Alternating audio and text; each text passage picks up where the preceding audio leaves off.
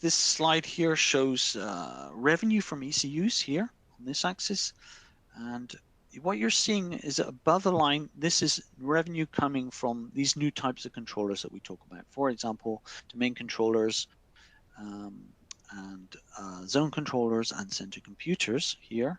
So the autonomy domain controller, cockpit domain controller, and these other types of controller, which is all new market here. But of course, the goal of these is to eliminate and reduce other types of ECUs. So below the line here, we see revenue lost from typical applications here. I think the main takeaway is, you can read this slide at your leisure, but the main takeaway is it's still a net plus, but of course there will be some revenue loss through ECU consolidation. And that can have an implication for tier ones who make ECUs, depending on what type of ECUs they make.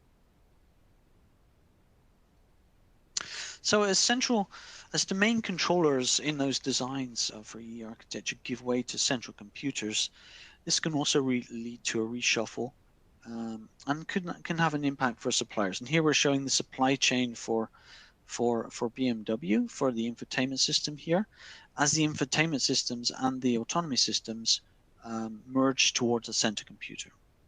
So here we see supply chain. It's Harman, mostly Harman for the head unit, tier one, Continental and Aptiv for the ADC. Moving to ADC is coming then more from Valeo in future, and CDC from Harman and Samsung. But the question is, what happens when you get to the center computer? It really depends. You want really one supplier here, I guess, and it depends on the competencies of the players. Which players have both the autonomy competence and the infotainment competence here? So you can think of companies like Valeo, Bosch, Harman, Continental, etc.